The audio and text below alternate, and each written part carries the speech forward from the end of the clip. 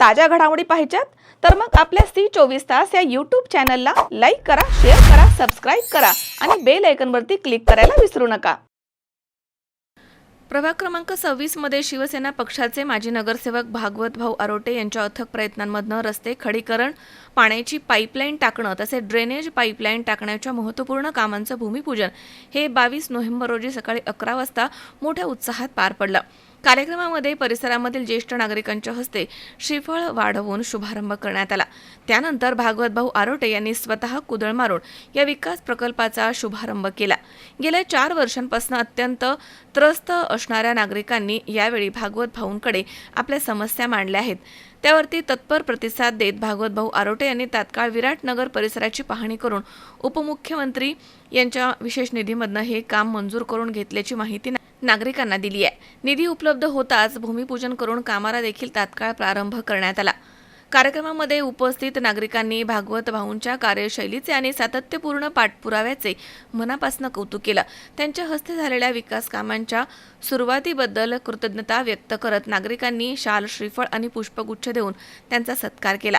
निवृत्ती अण्णा हिंगोले तसेच रफिक भाई, सलीम शेख, सफीक खान, अब्दुल खान, पोपट राजगुरू, सुधीर भोसले, फैजल चौधरी, भिका सोनवणे, भगवान गायकवाड, नशीगुल्ला चौधरी, करीम चौधरी, रमेश जाधव, खलील भाई, तेज बहादूर सोनार, राजू प्रजापती, उमर भाई, सुधीर भाई, फैयाज भाई, मोहम्मद उमर आदी मान्यवर या ठिकाणी उपस्थित होते। प्रभागामध्ये सुरू असणाऱ्या विकास कामांमुळे नागरिकांमध्ये समाधानाचं वातावरण आहे। या कामांमुळे परिसरामधील पाणी, रस्ता आणि ड्रेनेजच्या तातडीच्या समस्या दूर होणार आहेत असा विश्वास नागरिकांनी व्यक्त केलाय।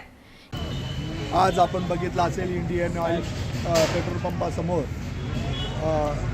इफके टावर्स आणि येथील रस्त्यांचे खडीकरणाचे काम, पाण्याच्या पाईपलाईनचे काम आणि ड्रेनेज लाईनच्या कामाचं भूमिपूजन आज इथे झालेलं आहे आणि लवकरच या सर्व नागरिकांना चांगल्या सुविधा मिळाव्या यासाठी हे काम करत आहोत। खरं तर या नागरिकांची मागणी आहे। आपण बघितलं असेल गेल्या 4 वर्षापासून प्रशासकीय राजवट चालू आहे। प्रशासकीय राजवट चालू असल्यामुळे काही कामं विलंब झाला होता, कुठेही महापालिकेकडून निधी मिळत नसल्यामुळे ही कामं थांबलेली होती। गेल्या 17 ते 22 या कालावधीत जो आमचा नगरसेवकांचा कालावधी होता त्या काळात इथे जवळजवळ 150 ते 200 कोटीची कामं झाली आणि आमच्याकडं नवीन वसत वाढत असल्यामुळे जी कामं 22 नंतरची जी कामं आहेत ती राहिलेली होती त्याचाही आम्ही शुभारंभ केलेला आहे। सन्माननीय आमच्या पक्षाचे मुख्य नेते एकनाथजी शिंदे साहेब यांनी जो निधी दिला त्या निधीमधून सदर ही कामं होत आहे आणि काही महापालिकेच्या निधीमधून होत आहे। तरी मी सर्व प्रशासनाचं आणि सन्माननीय आमच्या पक्षाचे मुख्य नेते एकनाथजी शिंदे साहेब यांना खूप खूप धन्यवाद देतो, कारण त्यांनी दिलेल्या निधीमुळं आणि ह्या सर्व नागरिकांना सुविधा होणार आहे। इथे आपण बघितलं असेल पाण्याच्या लाईन नव्हत्या, ड्रेनेज लाईन नव्हती आणि रस्ताही नाही आहे, कच्चा रस्ता आहे, तो आज पक्का होणार आहे। नागरिकांनाही आनंद आहे आणि मलाही मनस्वी आनंद आहे। या पब्लिकचं काम करण्यामध्ये जो आनंद मिळतो, समाजसेवेमध्ये जो आनंद मिळतो तो आनंद आम्ही घेत आहोत। नक्कीच इथून हे हा रस्ता खडीकरण झाल्यानंतर जसाही 1 वर्षाला पाऊस खाऊन द्यावा लागतो त्यानंतर हा रस्ता डांबरीकरण आपण करूया।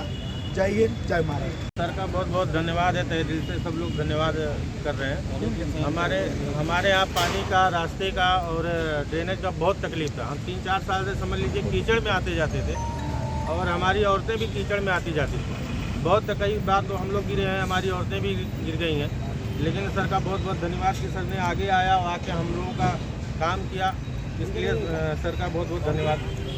ओके सर, हमें आज बहुत खुशी है कि हमारा रास्ते के लिए काम हुआ और बहुत 3-4 सालों से हम लोग बहुत परेशान हुए बारिश में और सर के वजह से हमको समझ लो कि बहुत आज खुशी है। और पानी, ड्रेनेज और रास्ते का बहुत ज़्यादा तकलीफ था, लेकिन आज हमको बहुत खुशी है कि सर ने हमको ये काम करके दिए, बहुत खुशी है। ओके। किरण आहेर, C24 नाशिक।